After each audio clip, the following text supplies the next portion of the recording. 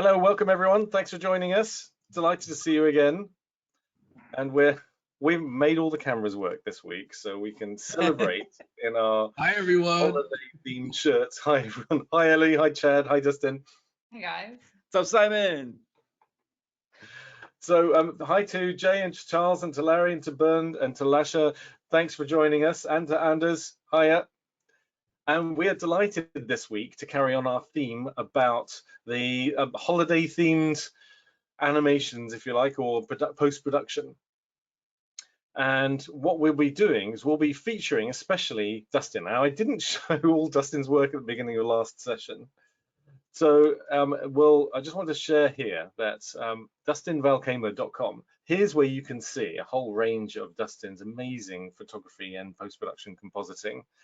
And also he's got a fantastic Instagram page, which surprisingly is Dustin Valkema, or unsurprisingly. And so just amazing compositions you've got in here, Dustin. Yeah, thank you. Just as a side question, I've got a question already. How long does it take you to do a standard one of these from scratch? Or is that a complete it depends question? It is truly an it depends question. Generally, depending on how much I like to explore while I'm building out, the environments and whatnot, anywhere from 4 to 6 hours for some of the more detailed pieces. Wow, so that's I was expecting you to say longer. That's quite amazing, actually. I'm already joking. I'll go on. No, so sometimes I get carried away in the details, and I like to explore the space, and I get caught nitpicking with color grading and whatnot that can take longer. Like I'm sure all of us artists do, but if I'm on a timeline, it's definitely as many hacks and shortcuts as I can take to get to a final product. What you refer to hacks and shortcuts, we call workflow. So, there's no such thing. A client or a customer doesn't ask those questions. They just ask, where is it? Exactly. So if it works and that's how you do it, that becomes the workflow. Definitely. Talking of getting lost in details, Joseph is saying, thank you, Dustin, for the extreme effort you're putting into your studio and your lighting setup as well. Yeah, thanks. It's yeah, the snowman is still here. It was here last week, but we didn't have my video showing, and my children haven't stolen it back yet. So we're excited for that. That's always a win.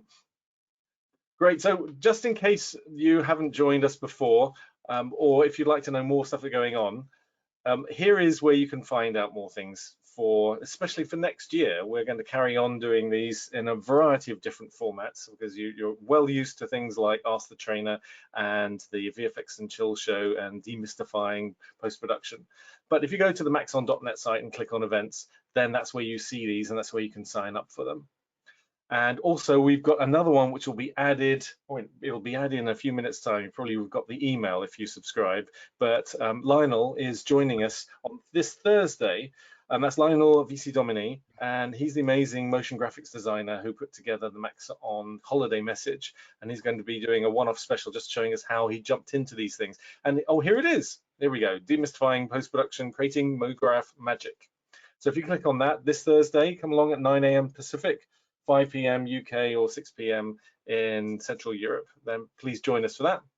And also, if you missed last week's session, then you can see it on the YouTube site. Here we go. So here is our Maxon training team. And that's where we've got all the recordings. Here's last week's one. And if I just jump into last week's here, and I'll just turn the sound down, I want to share that with you. We put in timestamps for all these sessions so that you can jump straight to a session, especially useful if you're looking at a Ask the Trainer recording. And then down here, we've got those project file links. So this is where you can go to download any project files. Last week, Ellie kindly shared her setup for creating that background that Dustin will be then taking a bit further today. And so we'll share those files today. And also, if we jump over here, we wanted to say thank you, to give you a free t-shirt to say thank you for joining us on many of these sessions this year. And the trick is there's a special link to actually get in to get the free t-shirt. So if you go to this link up here, which has Ask the Trainer in it, and here, actually, here's the link again, the under Maxon Merch Store. And this PDF, by the way, is inside the webinar software. So if you go to handouts in the software here, then you can then download this PDF, and then you can go straight to that link. Don't forget the password to get into that link. As Chad reminded me last week, it's not a coupon code. It's a password to get there, and the system automatically then checks you out one free t-shirt. And the password is thank you. So please go and do that. And what have I forgotten? I think that's it, really. Always try not to take too long on these things at the beginning. There's also a couple of links here to Dustin's content as well. We did have one quick question in about your session last week, Ellie. And Bernd is asking if you could elaborate on last week's skipped topic of converting materials to Redshift system. So we can certainly give you more information about that, but what we'll try and do, we've got a whole setup where Dustin's going to be showing us how he uses EXR workflow using Cinema and Photoshop to do all those amazing compositing tasks. So if we have a chance of doing that this week, then we'll fit it in. But if we don't, then we can either point you to a previous session that we did it in, or we can try and cram it into next week's session, depending on timing. So is that vague enough as a non-commitment? So sorry, Bernd. This is a training answer, isn't it? We will try. We'll endeavour to do that. If not, we'll give you the materials to be able to no pun, to be able to do it. If not, if we don't have time, on the project file, there are actually some of the converted materials on there, so you could kind of like. Oh, that's a good point. That's a good point as well. If we don't get time. And also, here's another thing that is useful for us to be thinking about. Charles is asking, trying to get a walk cycle for a gingerbread man and the material to the gingerbread man. I can't really get it to be realistic.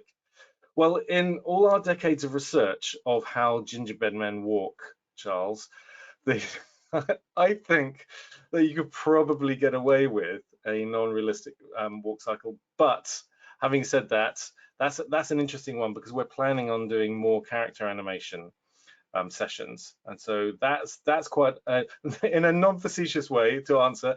That's an interesting one if you did want to set something up which obviously wouldn't be able to walk properly, but did walk properly. That, I think, that would be a very interesting and funny routine to be able to set up. So that's food for thought for us. So we'll think about how we might do that. If you've got any examples you want to send us, Charles, training@maxon.net, then perhaps we could delve into that a little bit. Oh, Charles is saying that he accepts the walk will be a waddle. Yes, of course, sorry. But the non-realistic part was reference to getting a near photorealistic material for the gingerbread man. Well, that's an interesting one too. So perhaps that's something we could see if we could feature in, maybe even next week. Send us a file, Charles, training@maxon.net, and see where we can get with that. Yeah, I can try work on a more photoreal texture for next week. Fantastic. Excellent. So I'm going to send the screen to you.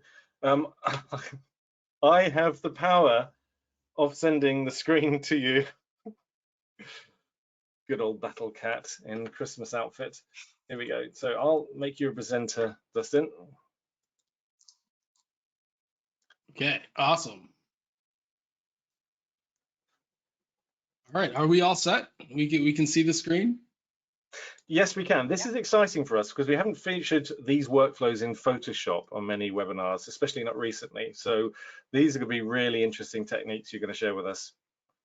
Yeah, so in the process of working with EXRs in Photoshop is really not a whole lot different than maybe After Effects, which is also a layer-based software. If you're used to Nuke or Fusion, it's probably going to be a bit different.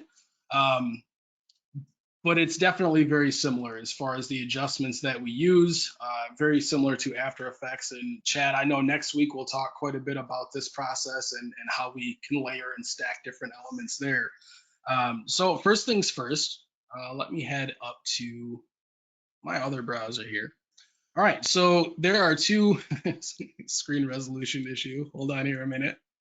There we go. So there are two primary plugins that I use for Photoshop when I'm loading in multi-layer EXR files, and I don't just want a single layer EXR. So the first is what I currently use. It's called EXR.io. Works really well. The only downside is that it's only compatible with PC. And the other is a bit older of a software, which is Pro EXR from Fnordware. And this is pretty much the same thing that many of you may use in After Effects. And so they do have a Photoshop plugin.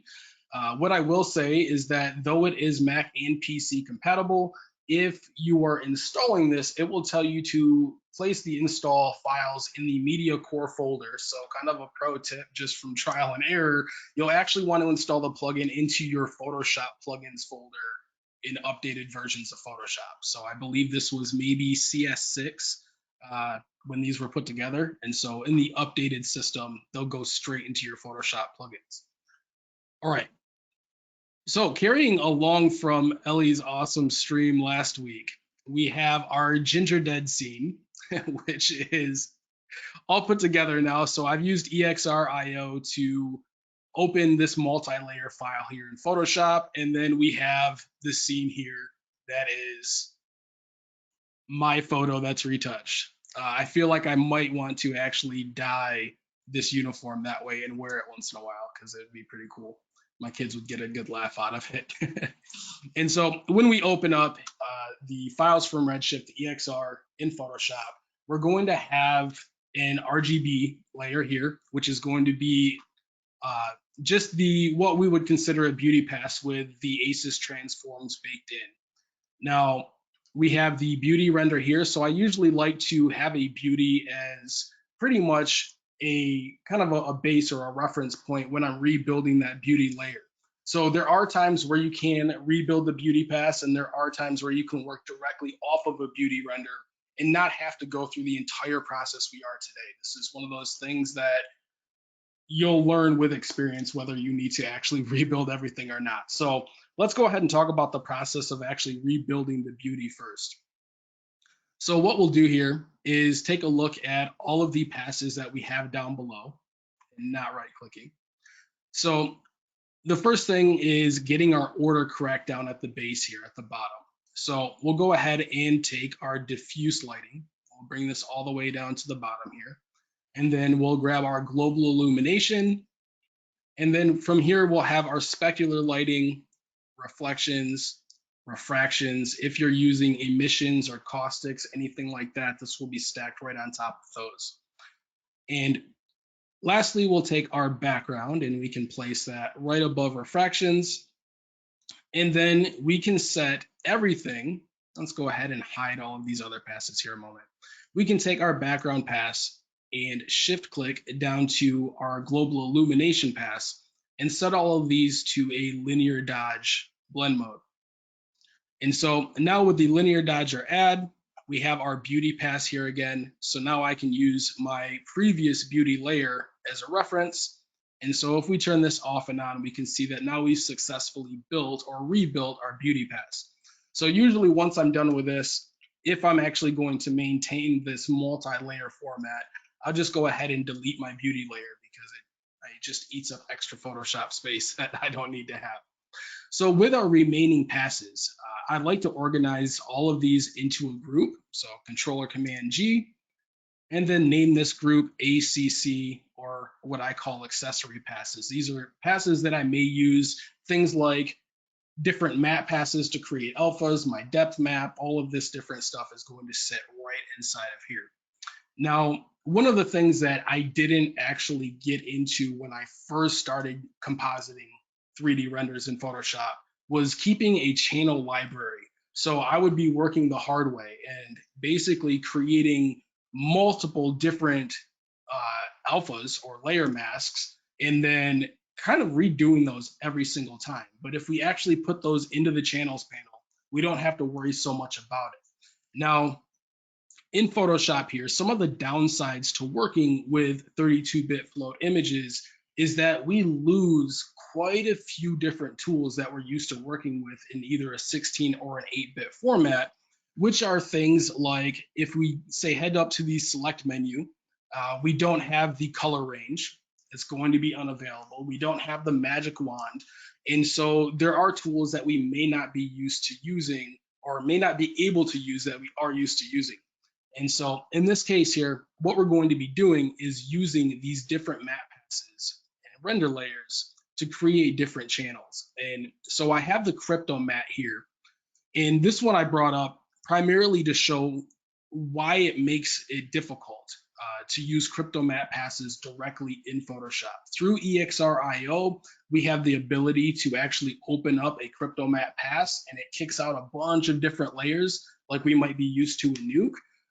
But in this type of workflow, it's really not going to work out too well for us as it sits in our render, because we can't do things like the select color range or using the wand to actually select these colors.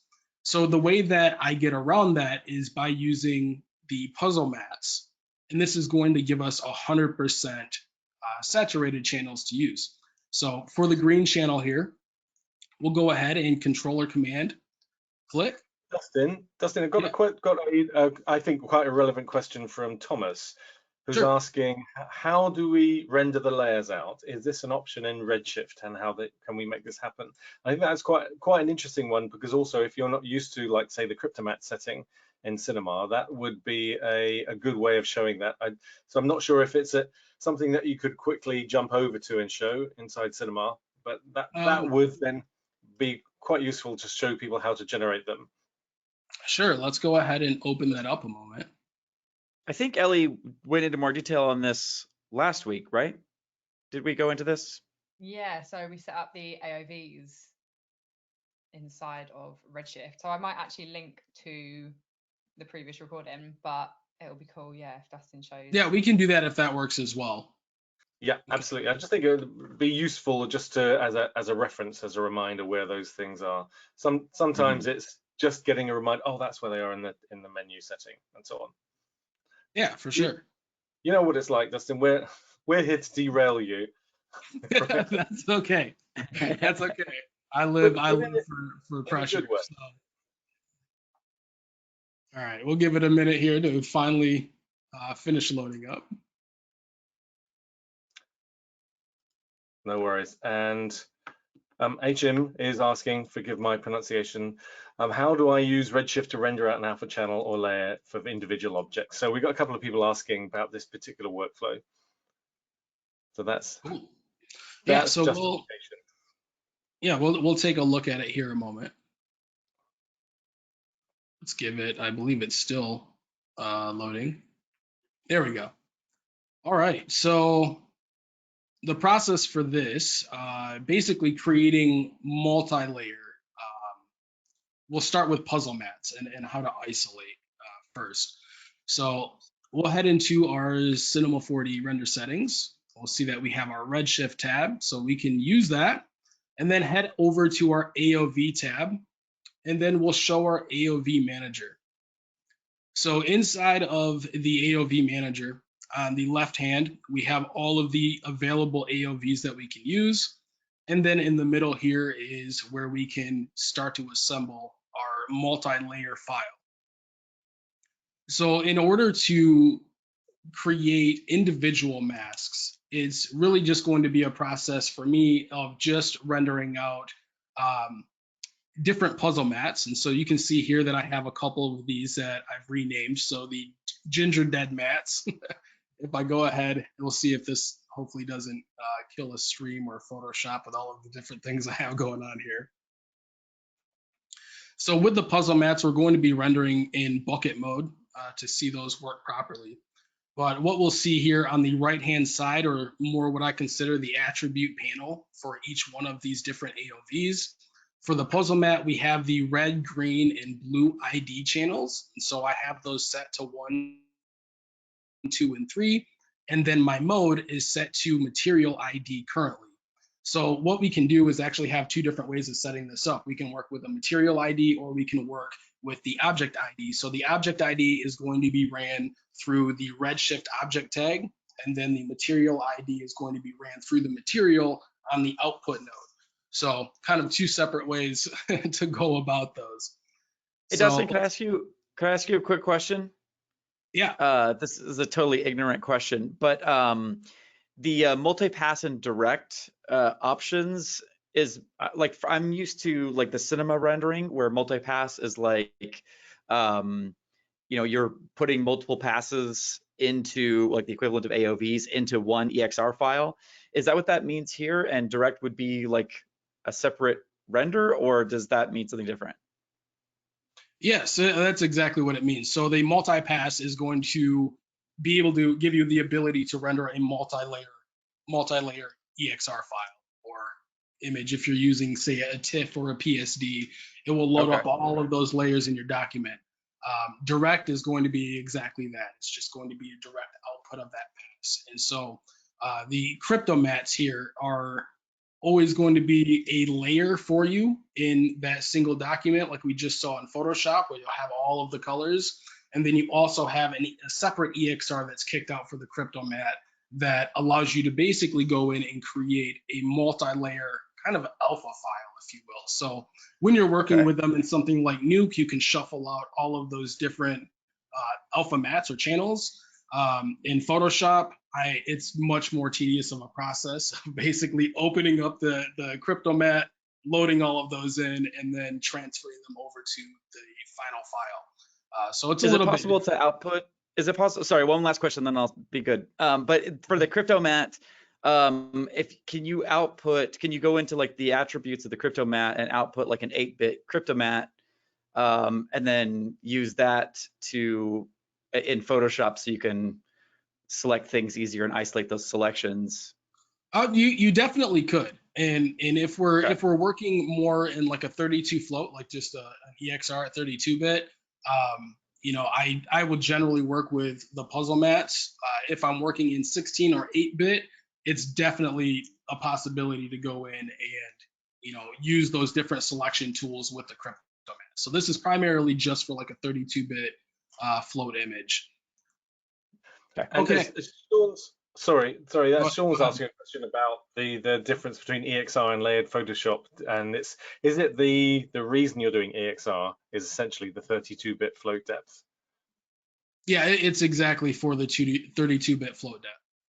So the way that I'll usually work, and this is a process that I like to use when I'm working on things like environments, especially when I'm trying to work quickly, because it gives me a lot more of the dynamic range in Photoshop that I can just kick out an image and quickly rebuild that beauty pass, adjust the lighting, get things together that I may not have wanted to do with the materials. And so it's really just finding a balance between the detail and time that we spend in Cinema 4D and Redshift versus what we can do in post. And so that balance for me, it's pretty heavy in the post or Photoshop side, because I know that's where most of my experience is. And so we all tend to place our bets on our highest bit of experience.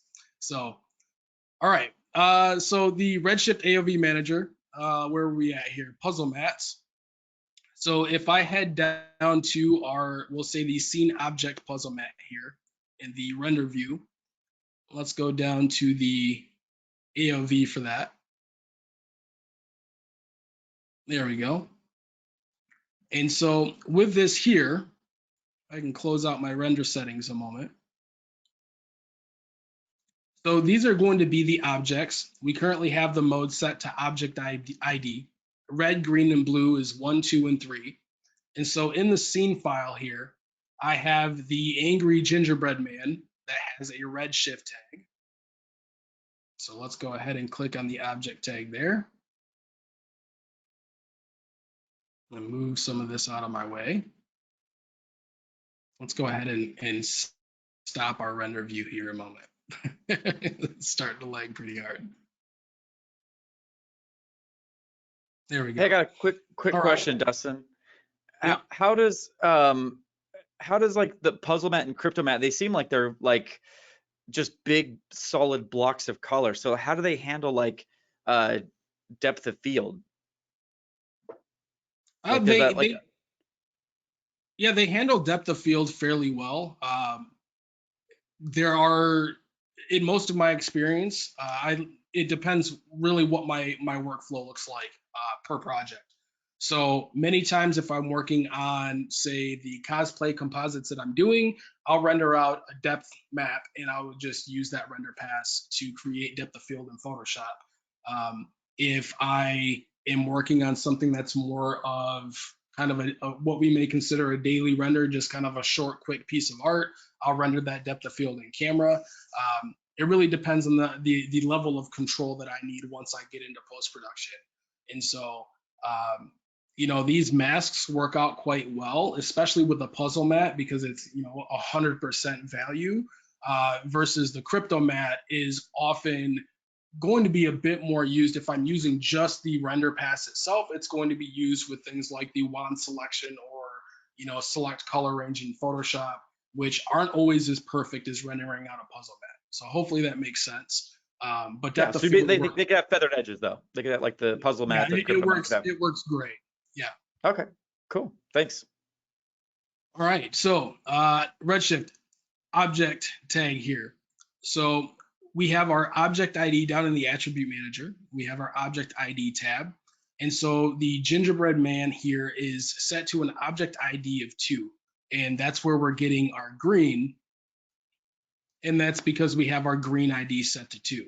And so it's very easy to go through and create multiple different puzzle mats to isolate different objects. And you can just set them really to whatever number you need. So there are times where I'll go and I'll create maybe 6 or 7 different puzzle mats, and it will just be kind of a 1 through 21 type of numeric scheme as to what I'm actually assigning.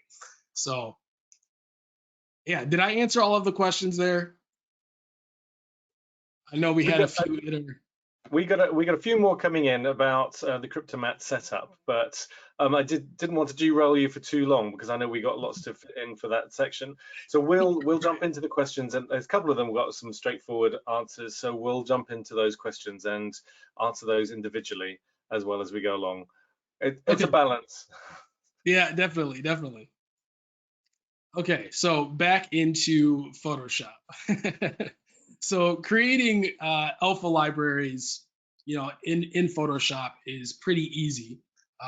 We can just control or command click our different channels here. And so we'll see that we have the red, green, and blue channels. This one here was specifically for the gingerbread man. And so usually what I'll do is control or command and then shift click when I'm trying to create, say, an overall alpha for this guy.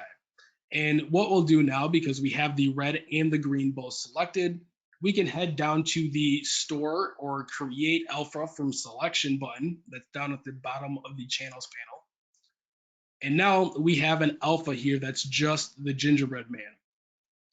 So go ahead and name that. So ginger BR.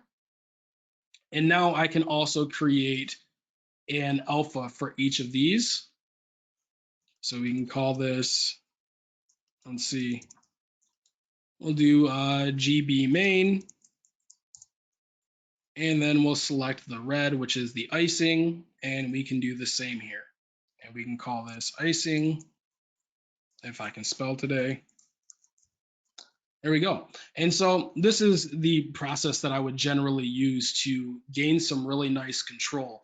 And so as I'm working in a 32-bit space, my primary focus is going to be setting up my alpha library and then doing my base composite of all of my layers for the beauty. And then I'll merge it down into a 16-bit mode and actually begin my Photoshop compositing with my subject in it. So we can go ahead and select a few different things here just to set that up quickly. So for the depth, I'll just go ahead and select the blue channel because red, blue, and green are all going to be the same. Create a new alpha from selection, and we'll just call this Z for that alpha. We can turn this off. Let's go ahead to our normals. And so in the process of relighting with normals, there's definitely many ways to go about it. Most often, I'm just going to be pulling, you know, 1 or 2 of the channels. And so for me, it's usually going to be the Y-axis or the green channel from this. And so we'll go ahead to the green channel, control or command click. and store alpha or store selection as an alpha. And we can name this one Y, and we'll just call that Y for now. Sometimes I'll do a negative Y and just invert this, but we can save that for a little bit later. Now, there are different tricks. Like if we're used to, say, working in Nuke, and we may go through the hue shift process after we've already shuffled this out and we want to use it for a matte, and we can really just relight the entire scene. There are different ways that we can go about that same process in Photoshop. So most often, I'm actually going to be working with smart objects. In this case here, I don't feel like we need to because we're just kind of building to a linear point. So what we'll do in this case is just convert the one layer, the bump normals, to a smart object. And now if we head to, say, the red channel here, we can go ahead and apply, and maybe it's not going to apply for us.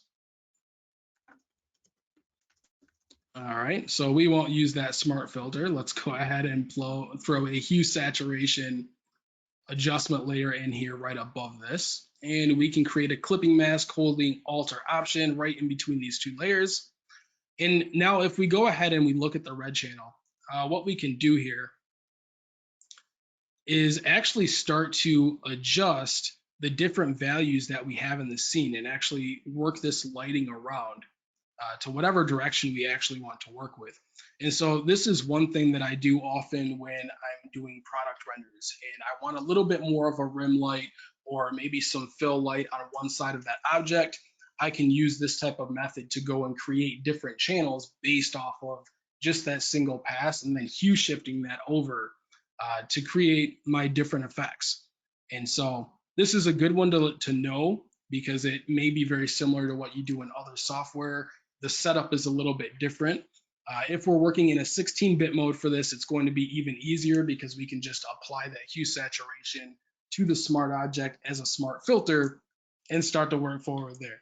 So let's go ahead and get rid of these now. But that's a good little tip that learned quite a while ago, and it has saved me many times.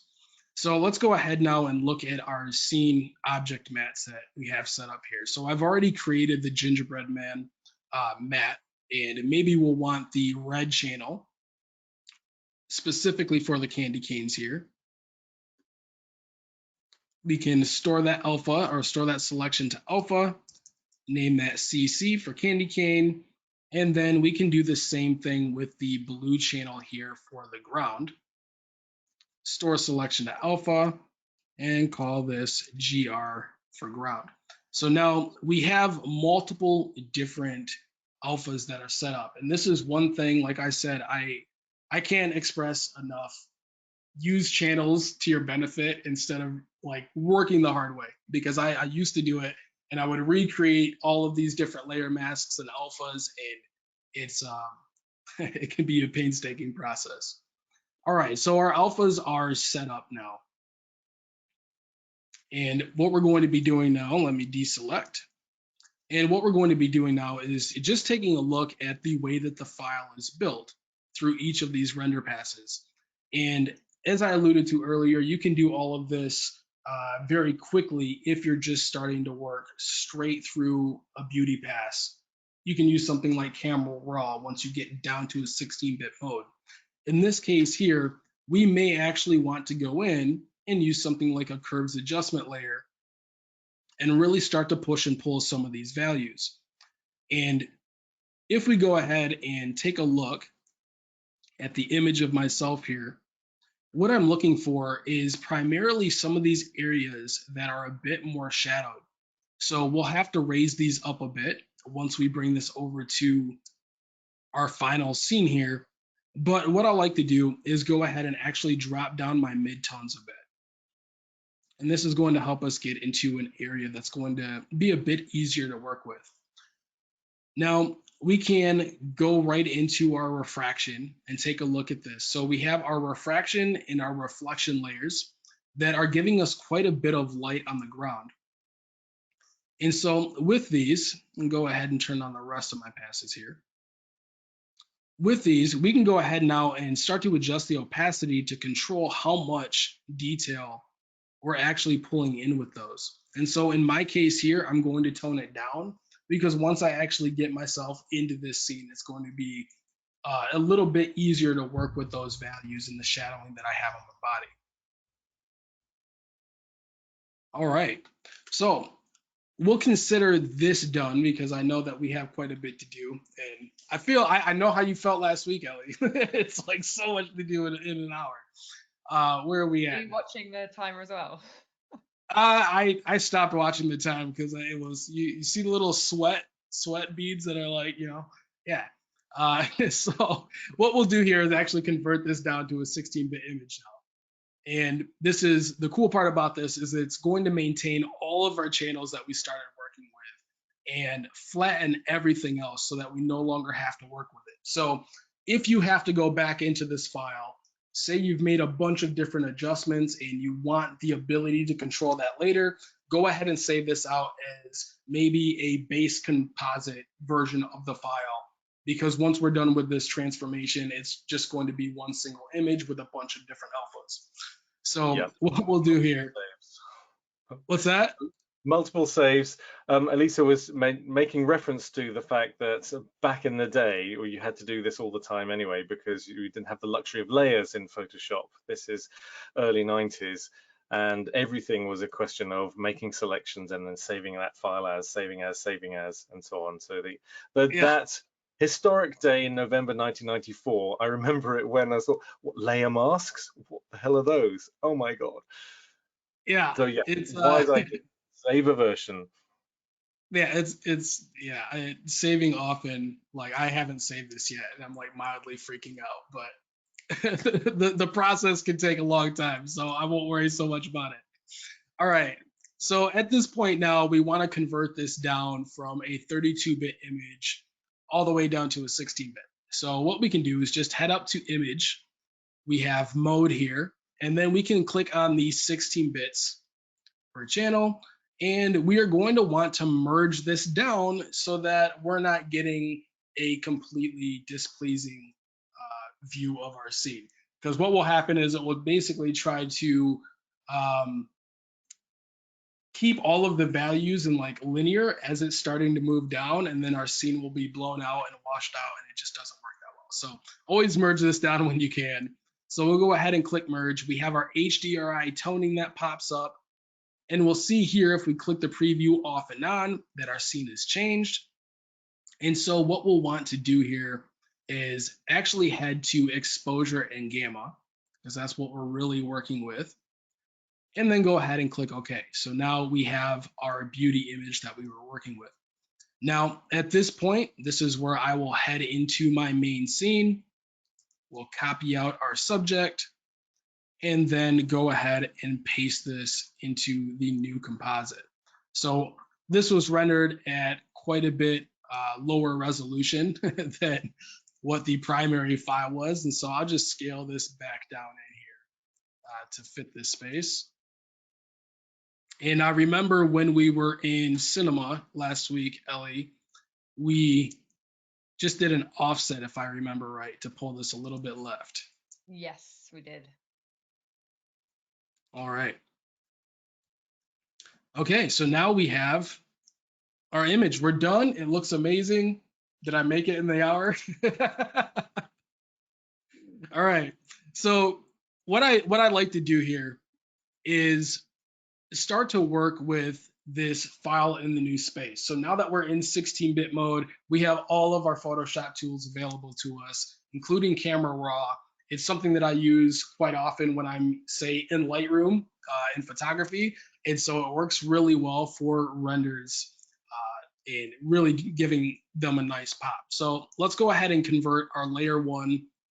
We can call this render. And we can work with this as a smart object now. And then Control Shift or Command Shift A to bring up Camera Raw. And this is where we're going to be able to introduce some sharpening, introduce some different effects, maybe adjusting the white balance, stuff that we could have done in 32-bit mode. But as I said, I'd like to really focus on getting my values right for my creative vision in 32-bit space and then move down.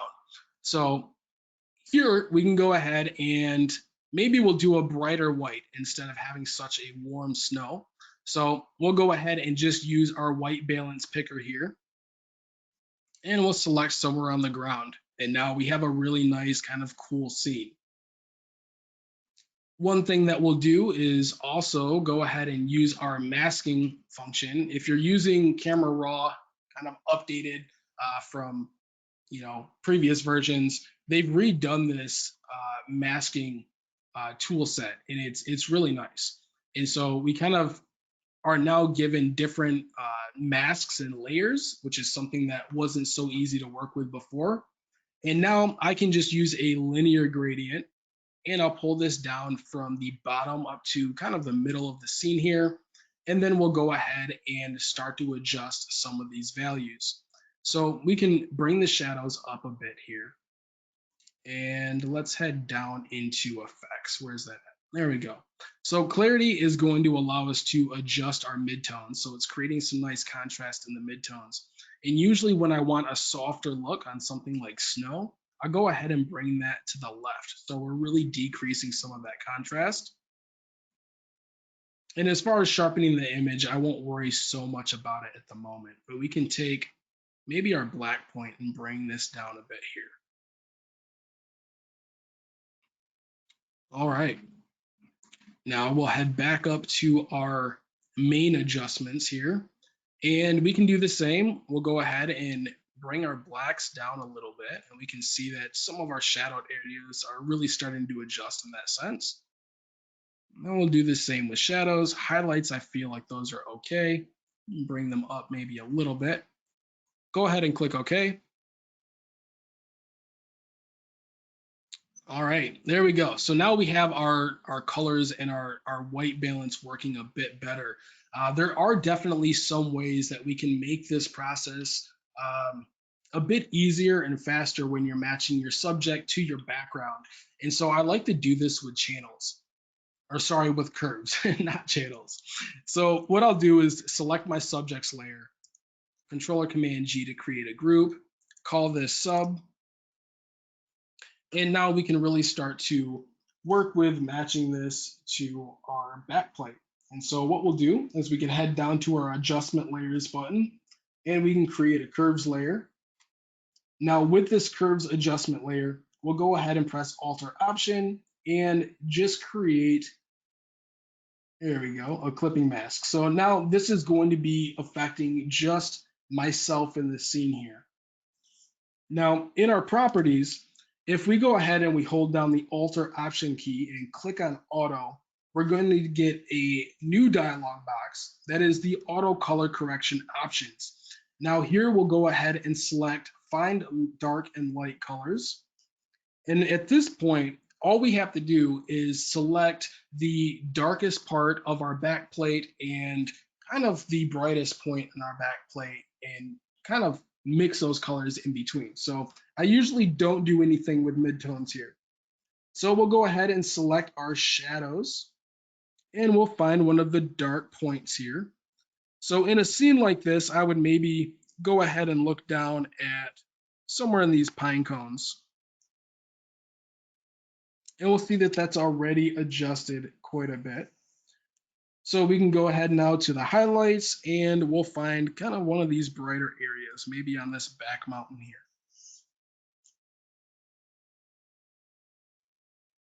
There we go. Let's go ahead and click OK. We'll click OK again. And now this is going to ask if we want to save the new target colors as defaults. I usually select no. It really makes it a pain when you go to start these adjustments and then you end up with a whole lot. Where are we at time-wise? Ellie, I need you to throw a snowflake at me as we get down to like 5 minutes. Time check. Yeah. All right. So you did good. Now at this point, we're pretty much ready to start implementing different effects. And so in my type of work that I do, I really like to work with heavy atmosphere. In this type of scene, I think we could do the same. So I am going to create 2 separate layers now, and those are just going to be new layers. We'll call this maybe something like fog. it'll be a bit more of, say, drifting snow. But I usually don't type with one hand, so it'll be a bit difficult.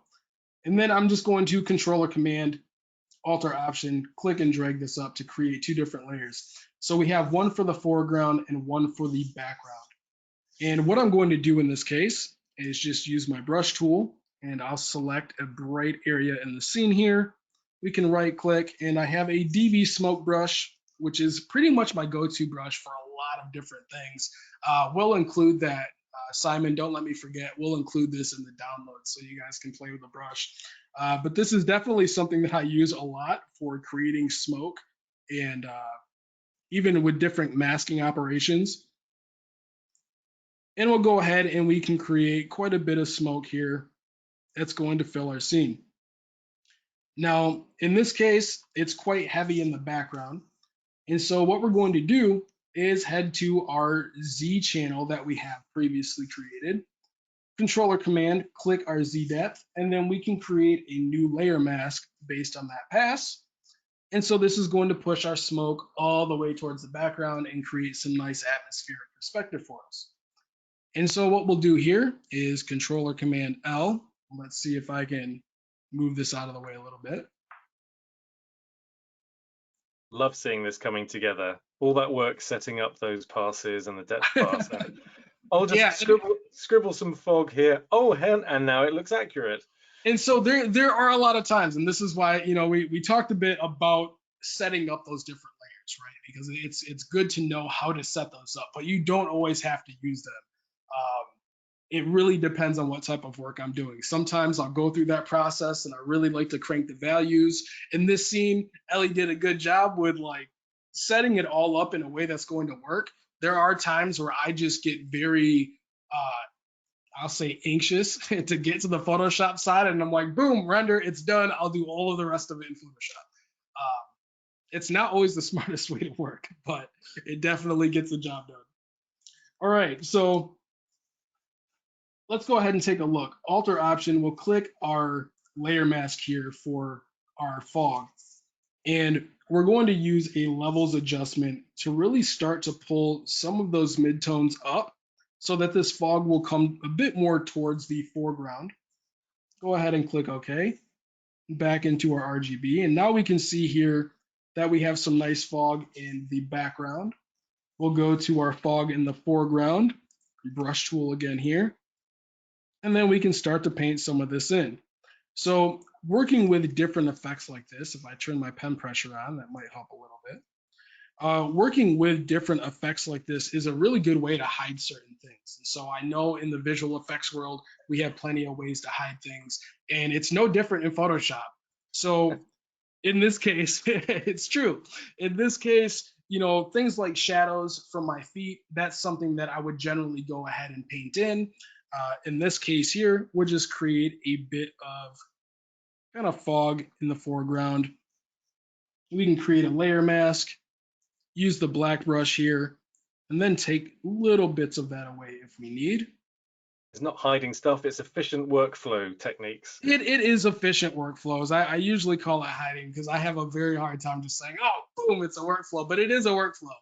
Whatever gets you from point A to point B is a journey. All right, so now we've got the foreground smoke, we have our background smoke. Maybe we want to go ahead and start making some adjustments. So we'll start off with the candy canes. So we can go ahead and Control or Command, click on our candy cane channel that we have, and we'll go ahead and create a curves layer. And so with these, now we can really give those a nice pop. Let's go ahead and grab our fog in the foreground and our subject, and we can bring those up to the top here so that these candy cane adjustments are going to be behind our subject. Usually when I'm working quickly, I don't really name any of my layers, and that's kind of an afterthought once I get through some of the creative process. So now we have these here. Got 10 minutes left. We're gonna do this. We're gonna do something. I don't know what we're doing yet, but we're gonna do it. So let's go ahead and throw some snow in our scene. That's definitely a good thing to have here. So let's go ahead and head into Adobe Bridge. So I have quite a few different snow overlays Envato Elements has quite a few of them. Very easy way to go through this process. Next week, we'll be learning how to do all of this stuff in particular, so we won't have to worry about this. But let's go ahead and just start to drag some of these different snow effects into the scene here. And I'll create a group out of these, and we'll call this BGS for our background snow. And we can head back in. Let's go ahead here.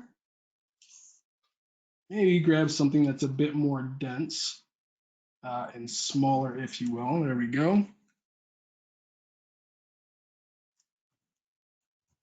And now we can just scale these up to fit kind of the background of our environment here. So working with layer masks is one of the things that you're going to be doing most often when it comes to compositing. It's going to be creating masks and working with layer masks. And so the layer masks are pretty simple. You just go ahead and create one, and the black color is going to be removing, and the white color is going to be bringing it back. And so what I'm doing now is just painting so that these come into play.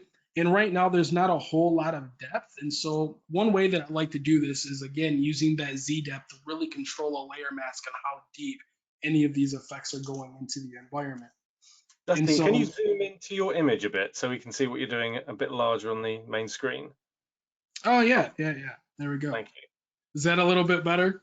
That's great. I knew that was going to happen. I get carried away with it, and it's big in, the space now. So, all right. So here we have quite a bit of snow that's working in the foreground, in the background behind the subject. But now our sky isn't really matching up with the values that we might be working to see here.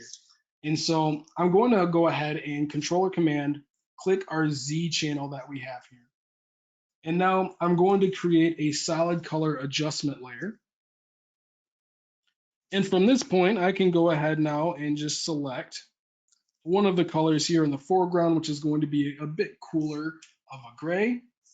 We can maybe make that a little bit brighter. Go ahead and click OK.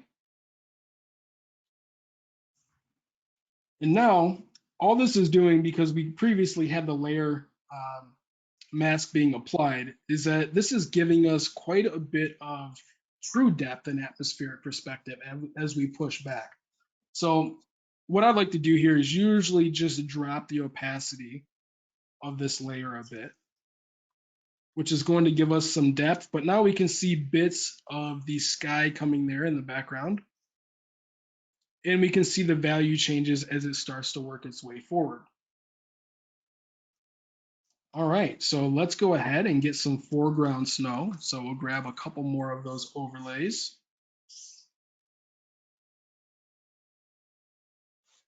This is looking awesome. Desperately trying not to call them snowverlays. No, please. I mean, it would really work. It would really work. I'm surprised I haven't actually just, misspoken and said that yet. So go ahead and cancel. There we go. Bring this up to the foreground. So we have now some in the foreground now, and we'll maybe grab one more that's a bit more dense and has some nice depth of field to it. Just drag and drop into our scene. There we go. And so now what I'll do is I'll grab both of these, Control or Command E to merge those down into a single layer.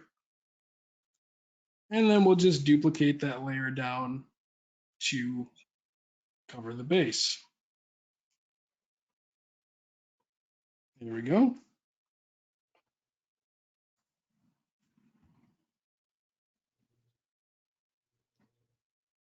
All right. So now with the two of these, I'm going to zoom back in here a bit. I'll select both of those layers that we just duplicated, Control or Command E to merge those together, create a layer mask, and then we'll go ahead and use a black brush and paint some of this out. And so the reason why I'm using a textured brush or something like this smoke brush most often is because I really do want to have some sense of texture, especially when I'm painting light, doing various operations. I like to make sure that the light that I'm painting has some kind of texture to it. And I'm sure we'll get to this in some tutorials on Cineversity and whatnot at some point. But there is a lot that goes into painting light and even kind of doing like paint overs on 3D renders. And it's something that I used to do all the time in more of a conceptual base. And so working with textured brushes is amazing. Now let's go ahead and finish this up. Where are we at? Oh, we got 5 minutes left. Ellie, you were supposed to throw something at me. I'm All right, I'm so too amazed at what's going on. So I'm kind of. I know. I want to stop it. I'm like working so like it's crazy. It's a brain crunch. I'm working so hard to make sure that about how good it looks. Yeah. All right. So let's talk about the way that we can finish off the images. Now, a lot of times I'll go through the process with, say larger client projects. It's like do all of my color grading in Photoshop, by layer, different curves, so on. If I'm working on kind of personal work and I'm just looking for a quick output, I'll use Camera Raw for this 9 times out of 10. It makes the process easier. So what I'll do is Controller Command, Alt Option, Shift, and E will create a stamped visible layer that has everything here just stamped on top of our layer stack. So we can right click here now, convert to Smart Object. And now if we hold down Controller Command, Shift, and A, we can enter back into the Camera Raw space. And the nice part about this is that any adjustments that we put on are going to be based on a smart filter, which means we can change them after the fact. Great if you have to, say, apply feedback from a client. And if you're like me and you like to go back into your old files and whatnot, figure out kind of what you did to get certain results. It's a good way to work is with smart filters. Okay, so we have our image. We'll just focus maybe a little bit kind of mid-scene here. And what we'll do at this point is just start to work with our various sliders. So if we bring our exposure down quite a bit, we'll see that we're immediately getting a bit more dramatic. I think this will be fine. Let's go ahead down to our effects and we'll add some nice film grain. And we'll get some of that. What's that? I have a quick question for you. So, yeah. When you're sort of adjusting like exposure or any of like these settings now on like what's almost like the final piece, is it just sort of your personal preference, or do you have an idea in mind of how you want it to look? Like, 'cause I guess there's no kind of right or wrong, is there? It's how you want the final image to look. So what's your go-to? Like I'm a very dark. I consider myself a dark artist, so it's a blessing and a curse. If you look at my personal work, 90% of it's going to be dark, glowing atmosphere, different things going on. And so I almost always personally will lean that way if it's like my own work. Client works obviously a bit different. They'll have their references and whatnot. But usually the rhyme or reason behind the color grading is really what mood I'm trying to push with. In this case, I feel like having a gingerbread man a kind of off, in a dark, evil, snowy environment is great. It's the night of the ginger dead, so works out that well. So, well, yeah, it's in this case, there's really no rhyme or reason. Usually, I'll have reference up, and I'm using something like Pinterest, or I have PureRef open with like inspiration kind of mood board images as I'm starting to work. If you've never heard of ShotDeck before, ShotDeck is an amazing website that will give you a ton of information on different films and the color grading and whatnot that goes into them. So it's amazing. Yeah. So with our exposure, we have our grain. I can see that we've lost some detail there. I know that it was when I shot this image, we had lost a bit of information on my face. We won't worry too much about it. What I do like to do is actually work with a little bit more kind of directional lighting. And so I use linear gradients quite often when I'm in Camera Raw. And so I'll just create these masks. Mask 1 here we'll use to boost up the exposure a bit on the right side.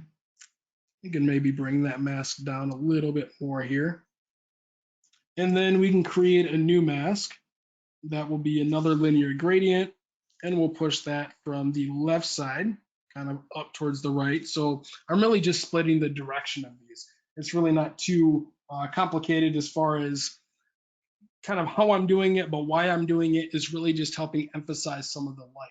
Now, if we had quite a bit more time to get into it, I would talk about the full process of relighting with normals and how to pull those channels, and you can flip them and, you know, kind of emphasize light this way. But in a pinch, it definitely works to go in and really start to get some kind of a light pop working here.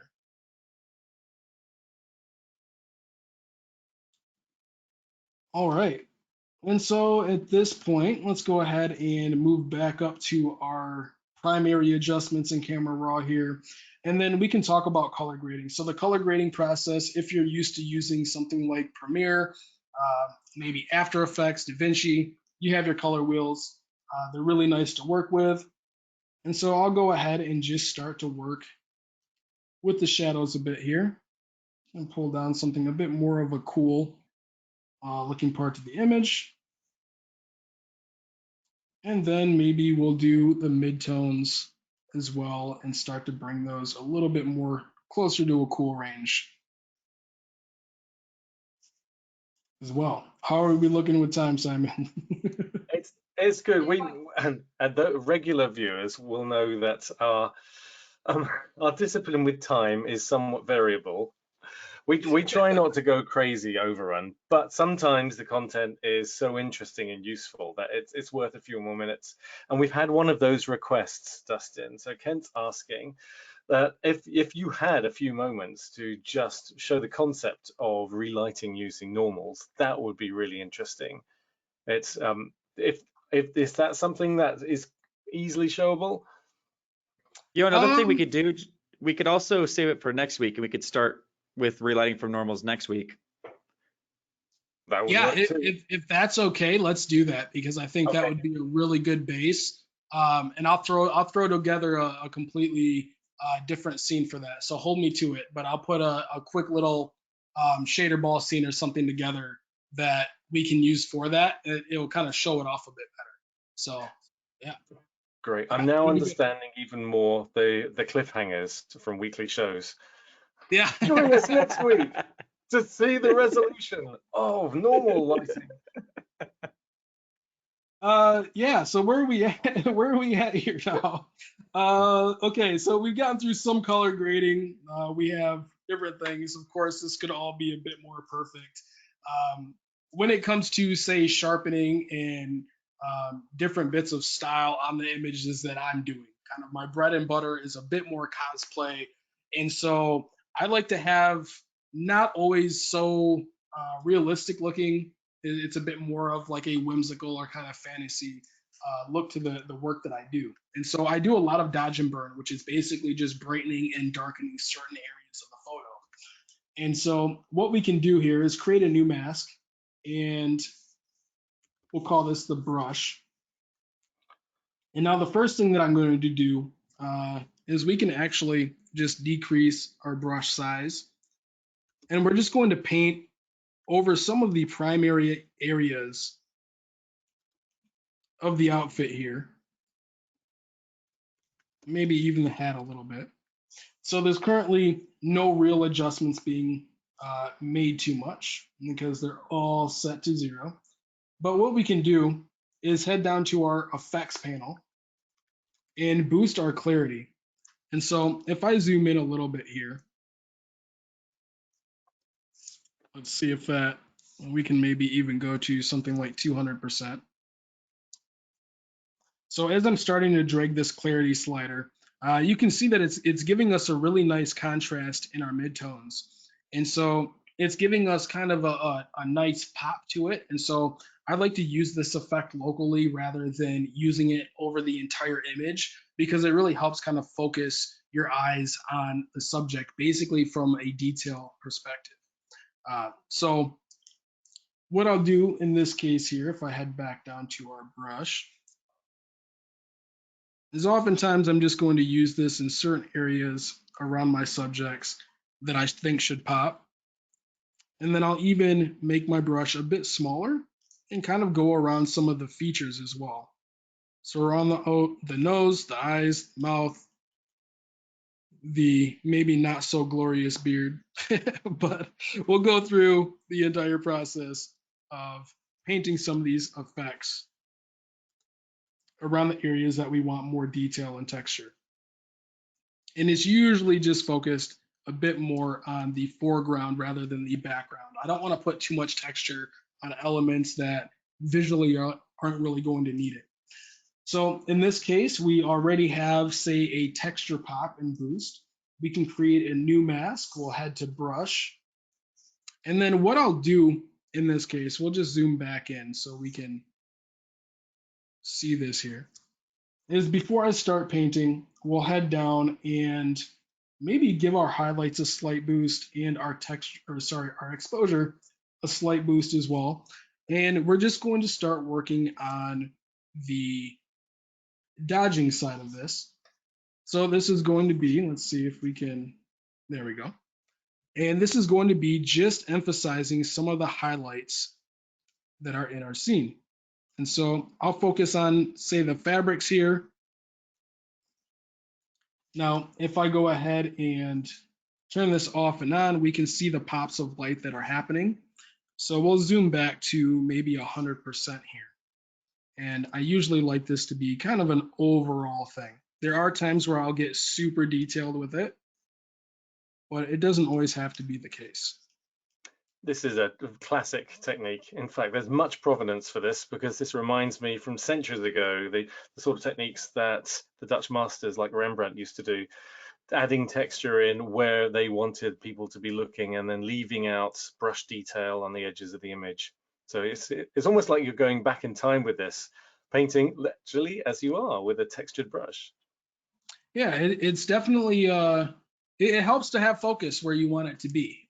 I remember early on as a photographer, I would just throw a heavy vignette on my images and then just crank the clarity slider and do some of this stuff. And I mean, the images looked cool, but as I started to get more experience, it really started to kind of dawn on me like, hey, you can dial it back in certain areas and then focus, you know, very heavily on the details that matter. And so, yeah, in this case, this is going to be primarily me here in the foreground. And as I said before, we don't really have shadows by my feet or anything crazy like that. Let's see if we can, we'll head back up to a new mask. We'll do a linear gradient again here. I'm not sure what this will look like. I'm kind of spitballing at this point. Let's see if we can drop. Yeah, we'll drop into a little bit more shadows. I mean, this is the reality that we are faced with when we're doing stuff. I mean, we joked about this in the past, but not knowing where you're going, sometimes, well, that's a lot of times, many people are in that situation. Let's try this out. Does it work? Does it not? Very much. And much more useful. Yeah, I feel like it's art in general. Like we run, you know, as industry artists, like I've had some of my most glorious fails where like I've learned a lesson from being put on the spot. You know, it'll be like a client review meeting and it's like, hey, can you do this? And I'm like, holy cow, I did that a lot faster than I expected to do it. And then you never forget those workflows when you do them. All right, so now we have our scene here. We just clicked OK. We'll see where it ends up. And there is our ginger dead scene. Looking a bit crazy. Have a focal point here on our subject. And there are times where I'll want to go in and actually add extra detail. So we can do this with things like bloom and glare or post effects, you know, in our render engine, in Redshift, whatever you use. When I'm working in Photoshop, there are times where I don't always like to have that pass baked in to my actual render, and I want to use that afterwards. So for me, most often I'm using a plugin in Photoshop. It's called Linear Composite Nation. If you haven't heard of them, it's a cool place to go and look for this type of stuff. It's basically giving us what Red Giant has for After Effects is, you know, being able to add nice shines and glows and different elements directly in Photoshop here. And so this is really one of my go-to plugins that I like to use for kind of the bloom and glare, or just like a final touch of extra glow, because I'm a glowy guy. So I like it. We'll give it a minute here. 16-bit mode, and I think I still have Cinema open, don't I? I was wondering why it's starting to get a bit funky. Okay. All right. And so here we are with Oniric open. And so, like I said, this is really just giving us a nice overall bit of glow, and I feel like this actually works out fine. So we'll go ahead and just click save. We can adjust a lot of the thresholds, a lot of the details, and even mask within the software. But this here, Ellie, is what I am considering finished. We can drop the what do we call it? Grenade, the pine cone grenades. There we go. And so we'll call this one done. That's mad. Yeah. So kind of just a recap before we actually kind of end the session. When you're working, excuse me, when you're working 32-bit mode, I like to focus on the details that really have to do with the exposure, the brightness, highlights of certain areas, and then kind of shaping and sculpting the shadows, not really to always the beauty of the image, but pushing it past the beauty if it's needed. And then I'll start to work down towards building my alpha libraries in the 32-bit file, so that when I transfer down to 16-bit, I have a full library to work with, so I don't have to worry about remaking all of my selections. And then once you work down to 16-bit, you can implement your subject, use the cool curves techniques to quickly match the two of them together, and then begin building effects and all of the craziness that comes with. So we'll have a lot more on these subjects, and we'll talk about it a bit more next week with Chad. Yeah, good stuff. 12 minutes overrun is within our normal tolerances, so you're fine. Was it? I was like, oh, I felt like it was, you know, a half hour past. I think looking at the outcome, no one's going to complain about it running over. I'm definitely not going to complain. Yeah. Absolutely fantastic stuff, Dustin. A quick little question from Carol who's interested in how you are zooming in and out of Photoshop there. Which particular method do you like doing? Oh, zooming in and out of Photoshop. I feel like I'm still sharing my screen, aren't I? You are, yes. Yeah. So everybody's seeing everybody for a second time, I think. I don't know how that works. Okay. Grab a quick drink of coffee here. Do you use keyboard shortcuts to do that? So I do. I use the Alt key. Actually, I was wrong with that. Alt key and right click is for my brush size. So space bar and control command, and then click and drag. It's called Scrubby Zoom. And so it gives a really good way to work in this space. So I also, if I'm using pan, I also do have the, I forget what it is, maybe like a flick pan, so that as I'm starting to work around my image, it will kind of continue on. And that's just holding the space bar and just panning around the scene, and I kind of just let go with my pen and it goes. So I did have, I see that there are people that ask, and I don't know if anybody would be asking here, but I use a tablet when I'm in Photoshop. I'm one of those guys that uses a keyboard and mouse when I'm in Cinema 4D and Redshift. I've never gotten used to working with a tablet in 3D space yet. But just in case that question comes up, because I've seen it before, that's how it is. It's all good, and probably if I were to spin that, it's a great thing to even out how you are holding the various input devices, so you're not all one way or the other.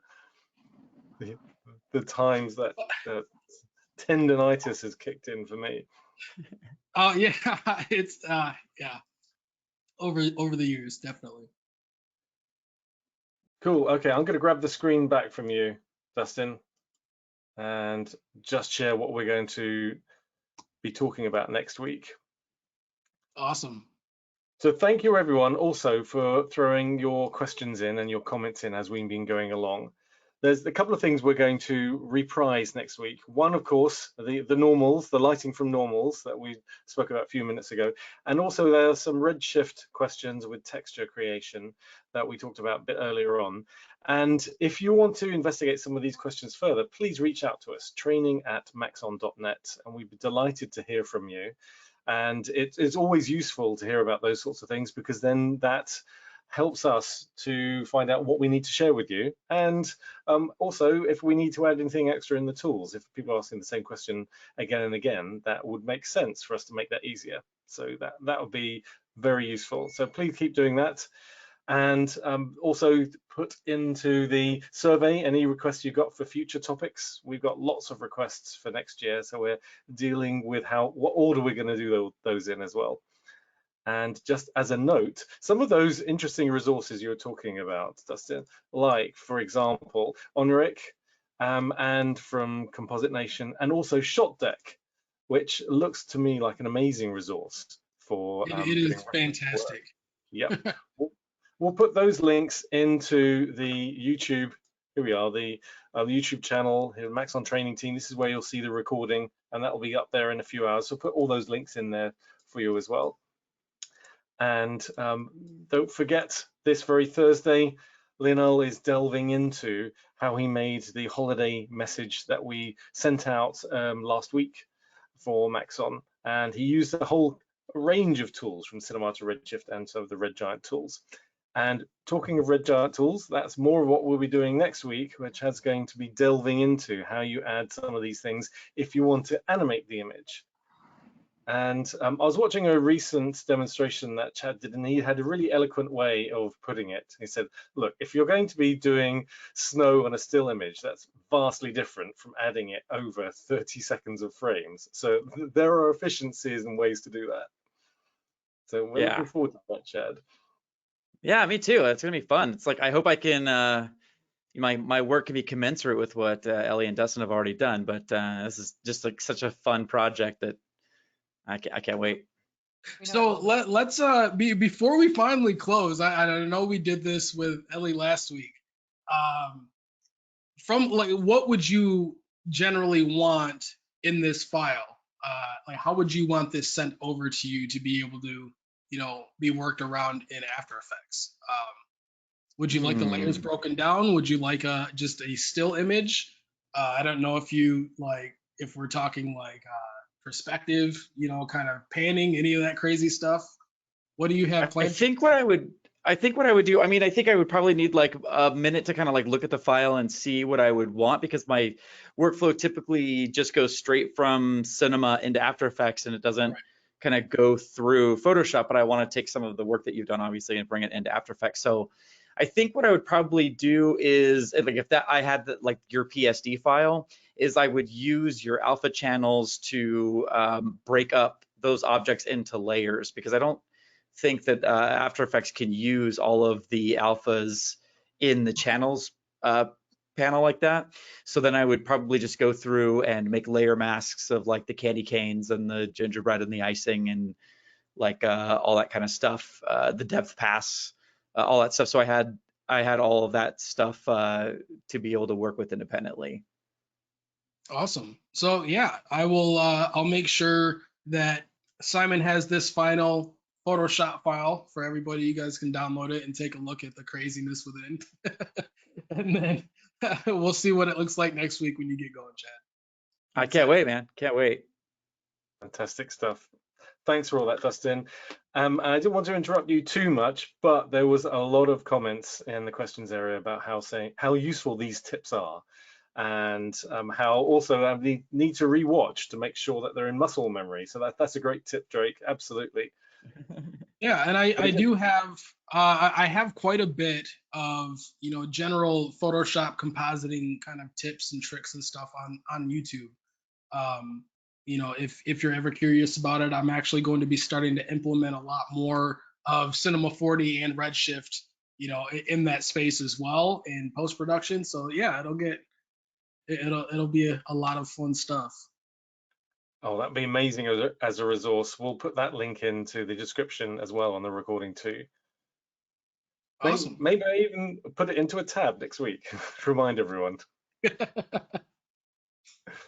Cool. Thank you so much, everyone. Appreciate your patience. Thanks for letting us overrun a little bit. You knew we probably would anyway, but we'll see you next week for the next installment. But please join us also on Thursday and also Friday. We got lots of things going on this week too. Awesome. Have a good one. Thanks, everyone. We'll see you next time. Bye, everyone. Thanks all. Thanks. Take care. All right. Bye.